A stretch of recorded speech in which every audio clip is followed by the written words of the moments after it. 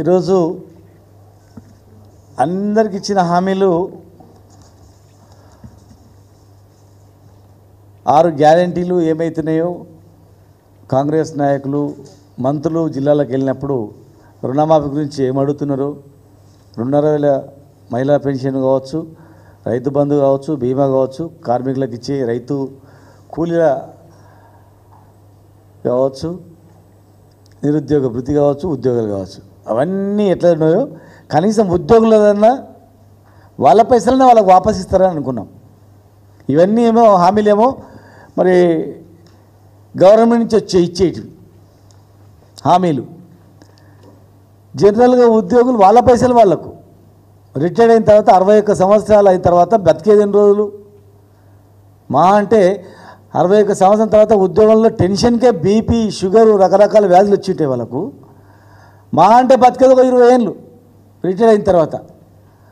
Retired అయిన నాటికి 99% ఉద్యోగులకు ఏదో ఒక జబ్బుతోనే రిటైర్డ్ అయ్యింది తప్ప వితౌట్ ఏ జబ్బు లేకుండా రిటైర్ అయిన ఉద్యోగి మాకు ఇంతవరకు కనపడలే. ఏదో ఒక రకమైన జబ్బు, కొందరికైతే మరీ రకరకాలుగా దీర్ఘకాలిక వ్యాధులతో రిటైర్ అవుతున్నారు. టెన్షన్తో జబ్బులతో రిటైర్మెంట్ అయ్యడం ఒకటెత్తైతే, అయిన తర్వాత ఆ జబ్బులు చూపించుకోవడానికి డబ్బులు ఆయన పైసలు ఆయన దాచిపెట్టిన పైసలు వస్తే నేను వైద్యం చూపించుకొని బతుకుతా అని ఆశతో ఉండేది. కానీ ఇలా రోజుకో గుండె ఆగిపోతూ ఉంది. సోమిరెడ్డి గారు అని చెప్పి ప్రధాన ఉపాధ్యాయుడు, ఇతను 61 సంవత్సరాలు అయిన తర్వాత రిటైర్డ్ అయ్యిండు. రిటైర్డ్ అయిన తర్వాత ఆయన వచ్చిన జబ్బు చూపించుకోవడానికి, డాక్టర్ చూపించుకోవడానికి డబ్బులు లేక ఆగిండు. ఆఫీసుల చుట్టూ తిరిగిండు, ఎప్పుడు వస్తాయని. అయ్యా నీవు కావు, ఇంకా 10,000 మంది ఉన్నారు, 10,000 మంది తర్వాత నీకు వస్తుంది, నీకు ఇప్పుడే డబ్బులు రావంటే బీపీ ఎక్కువైపోయి చెప్పిన ఆ డిఓ ఆఫీస్ దగ్గరనే కుప్పగూలిపోయాడు. ఆయన సుస్తయింది. నిమ్స్ హాస్పిటల్కి వచ్చిండు, తర్వాత ఇంకో హాస్పిటల్కి వెళ్ళిండు. డబ్బులు కడుతుంటే, అప్పు తెచ్చి డబ్బులు కడుతుంటే మళ్ళీ ఈ అప్పుని ఎట్లా తీర్చాలి, ఏ పైసలు వస్తాయో రావు అని చెప్పి టెన్షన్స్తో, అందరి ముందర టెన్షన్స్తో గుండాకి చచ్చిపోయిండు ఆయన. ఇలా రోజుకొకరు చనిపోతున్నారు 10,000 మందిలో. దీనికి బాధ్యులు ఎవరు? ఇవన్నీ కూడా ఏ పైసలు కూడా గవర్నమెంట్ ఇచ్చేటి కావు, వాళ్ళ పైసలే. వాళ్ళ డబ్బులు వాళ్ళు ఇవ్వడానికి, వాళ్ళ పైసలు వాళ్ళకు వాపస్ ఇవ్వడానికి ఒక 4-5 వేల కోట్లు అయితే అయిపోతాయి మొత్తం టోటల్గా. వాళ్ళ డబ్బులు వాళ్ళకి ఇవ్వడానికి ఇవ్వకుండా రిటైర్డ్ అయిన 10,000 మందిని చంపుతూ ఉన్నారు. ఏ ఉద్యోగి ఇట్లా గుండాకి చచ్చిపోయినా అది ప్రభుత్వ హత్యగానే మేము భావిస్తాం, గుర్తుపెట్టుకోండి. హాస్పిటళ్ళల్లో వైద్యానికి డబ్బులు కావాలి, హెల్త్ కార్డ్స్ అంటే అది అట్లే డబ్బులు కావాలి. ఇవాళ రేపు పైసల గురించి కన్న తల్లిదండ్రులే, కన్న పిల్లలే ఎంత వేధిస్తారో పేపర్లు చూస్తున్నాం, ఏ రకంగా సంఘటనలు జరుగుతున్నాయో. ఆయన బతుకుదామంటే బతకలేని పరిస్థితి. ఇలా 10,000 కుటుంబాలు 35-40 సంవత్సరాలు ప్రభుత్వంలో ఉద్యోగం చేసి ప్రభుత్వాలను నడిపి కష్టపడి ఇలా రోగాలతో రిటైర్డ్ అయిపోయి ఆ రోగాల డబ్బులు లేక చనిపోయే సందర్భాలు ఉన్నాయి. వెంటనే వీళ్ళకు రిటైర్మెంట్ బెనిఫిట్స్ అందరికీ విడుదల చేయాలి. ఏం ఆపుతారు? అన్నీ ఆపండి. కాంట్రాక్టర్లు, పెద్ద కాంట్రాక్టర్ బిల్లు ఆపండి, పెద్ద కాంట్రాక్టర్ బిల్లు ఆపండి. మేము పెట్టినటువంటి రైతు బంధు పైసలు 3 కాంట్రాక్టర్లకు ఇచ్చేసారు, 1,000 కోట్ల రూపాయలు. ఆ పైసలు ఇచ్చినా వీళ్ళందరూ బతికేటోళ్ళు. 3-4 కాంట్రాక్టర్ల గురించి ఇలా పైసలన్నీ వాళ్ళకే దారదత్తం చేస్తూ ఖజానా ఖాళీ అని చెప్తా ఉన్నారు. రాష్ట్రం వచ్చిన తర్వాత, కాంగ్రెస్ ప్రభుత్వం వచ్చిన తర్వాత ఎవరెవరికి ఎన్ని బిల్లులు ఇచ్చినా మీరు బయట పెట్టండి. 1 కోటి రూపాయల పైగా ఇచ్చినటువంటి బిల్లుల జాబితాను విడుదల చేయండి. ఎక్కడ పోతున్నాయి పైసలు? ఎవరికి ఇస్తున్నారు? ఏ కాంట్రాక్టర్కి ఇస్తున్నారు? ఆ కాంట్రాక్టర్ల బంధువులు ఎవరు? బినామీలు ఎవరు? వాళ్ళ డబ్బులు, వాళ్ళు బెనిఫిట్స్ అయిన వాళ్ళు దాచిపెట్టుకున్న డబ్బులు వాళ్ళకి ఇవ్వడానికి ఈ రకంగా. రెండవది ఇంకో అంశం, ఇలా ఎలక్షన్ మేనిఫెస్టోలో సిపిఎస్ రద్దు చేస్తామని చెప్పారు. చాలా ఇచ్చిన హామీలు, అందులో ప్రధానమైనది ఓల్డ్ పెన్షన్ విధానం తెస్తామన్నారు. ఓల్డ్ పెన్షన్ విధానం తెస్తామంటే ఆ ఉద్యోగం 2.5 లక్షల కుటుంబాలు ఓట్లు వేసారు. సరే, ఈ ప్రభుత్వం పాత పెన్షన్ విధానం తెస్తా అంటుంది 6 నెలలని, తేలేదు. సరే తేలేదు, ఏదో అడ్డంకులు చెప్తారు, ఓకే. మరి వాళ్ళు దాచిపెట్టుకున్న పైసలు ఎక్కడో అవుతున్నాయి? వాళ్ళ జీతంలో 10%, కొత్త పెన్షన్ విధానంలో 10%, మూల వేతనంలో డిఏలో 10%, ప్రభుత్వం ఇచ్చే 10%, ఆ 2 జమ చేసి ఏదో కంపెనీలో పెట్టి వచ్చే లాభాలతో ఆ పైసలతో పెన్షన్ ఇవ్వాలి. ఇవాళ వాళ్ళ పరిస్థితి ఏమైందంటే వాళ్ళ డబ్బులు వాళ్ళకు రావట్లేదు. ప్రైవేట్లో అయితే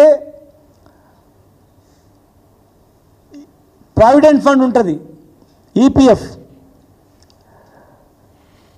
ప్రైవేట్లో ఒక 20 మంది ఉద్యోగులు ఉన్న కంపెనీకి ఈపీఎఫ్ ఓపెన్ చేయాలి అకౌంట్. 12% జీతంలోకించి కట్ చేస్తారు, 12% కంపెనీ జమ చేసి వాళ్ళు డబ్బులు పెడతారు. ఎవరైనా కంపెనీ వాళ్ళు జమ చేయనట్లయితే జీతం డబ్బు వెంటనే 20% ఫైన్ వేస్తారు, క్రిమినల్ కేసు పెడతారు కట్టకపోతే. 12% కంపెనీ కట్టాలి, 12% జీతంలోకించి. మరి ప్రైవేటు 20 మంది ఉద్యోగులు దాటితే ఈపీఎఫ్ ఉంది, కఠినమైన సెక్షన్స్ ఉన్నాయి. దానికి 7Q 1952 సెక్షన్ ప్రకారము, 7Q 14B ప్రకారము క్రిమినల్ యాక్షన్ తీసుకోవాలి, ఫైన్ వేయాలని ఉంది. ప్రైవేట్ కంపెనీలకు ఫైన్ వేస్తున్నారు, క్రిమినల్ కేసులు పెడుతున్నారు. మరి ప్రభుత్వము ఉద్యోగుల జీతాలు వాడుకొని ఇప్పటి వరకు 1,300 కోట్ల రూపాయలు వాడుకున్నారు. నెలకు 100 కోట్ల చొప్పున లెక్క పెట్టుకుంటే కూడా తక్కువ 1,500 కోట్ల రూపాయలు వాడిండ్రు. ఇన్ని కోట్ల రూపాయలు, 1,300 కోట్ల రూపాయలు మీరు వాడుకొని వాళ్ళ భవిష్యత్తు ఏం కావాలా? అసలు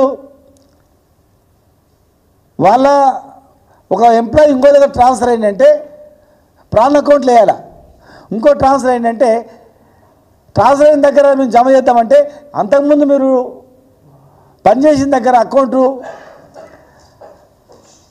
ట్రాన్స్ఫర్ కాలేదు, జమ కాలేదు కనుక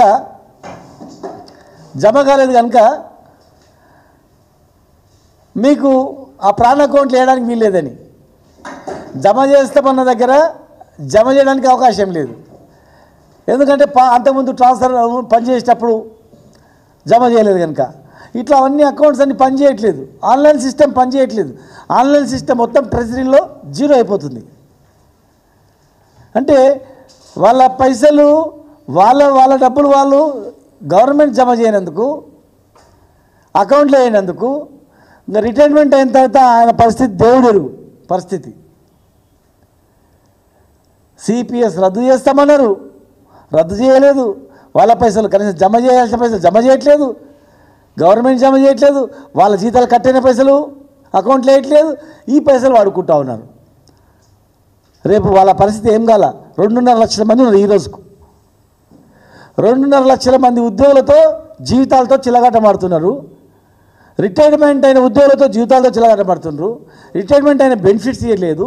ఇవాళ ఏం చెప్తున్నారంటే వాళ్ళకు గవర్నమెంట్కు ఫ్రీగా ఇస్తున్నట్లు, దానం చేస్తున్నట్లు, దత్తత చేస్తున్నట్లు ఇలా ఉద్యోగులను బదనాలు చేస్తూ ఉన్నారు.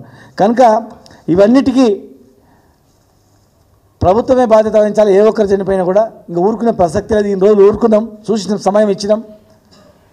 ఎన్ని నోర్లు బంద్ చేస్తారు, ఎన్ని గొంతులు విసుకుతారు, ఎంతమందిని మాట్లాడకుండా చేస్తారు, ఎంతమందిని మభ్యపెట్టి నడిపిస్తారు. కనీసం మీ ప్రభుత్వంలో పనిచేసిన ఉద్యోగులు రిటైర్ అయినాక వాళ్ళ జీవితాలు మీరు ఆలోచన చెప్పితే ఎవరు ఆలోచన చేస్తారు? వాళ్ళ బతుకుల గురించి మీరు చూడకపోతే ఎవరు ఇస్తారు? వాళ్ళ పైసలు వాళ్ళకి ఇవ్వకుండా ఇదేంటి పద్ధతి? కనుక ఇదన్నీ ఖచ్చితంగా ప్రైవేట్కు ఒక న్యాయం, గవర్నమెంట్కు న్యాయం అంటే కుదరదు. గ్యారంటీగా ఓపీఎస్ తెస్తామన్నారు, ఇది తేవాలి, వాళ్ళ డబ్బులు వాళ్ళు జమ చేయాలి. గ్యారంటీగా రిటైర్మెంట్ అయిన ఉద్యోగులకు ఖచ్చితంగా వెంటనే ఇవ్వాలి. ఎక్కడ లేని విధంగా ఎప్పుడో డిఏ ఇస్తామని చెప్పారు. మరి వెంటనే అది కూడా కనీసం ఆ డిఏనైనా విడుదల చేయాలి. వెంటనే డిఏ విడుదల చేసి ఉద్యోగులకు భరోసానివ్వాలి. హామీలు ఇచ్చి నెరవేర్చేది అంశాలు వేరే అయినా వీళ్ళ పైసలు వీళ్ళకి ఇవ్వడానికే మీరు ఇంతకాలం చేస్తున్నారంటే ఇక కొత్త హామీలు ఎక్కడైతే అని చెప్పి మేము ప్రశ్నిస్తూ ఉన్నాం. ఏ ఒక్క ఉద్యోగి చనిపోయినా మీదే బాధ్యత అని చెప్పి మీ ద్వారా తెలియజేస్తా ఉన్నాం.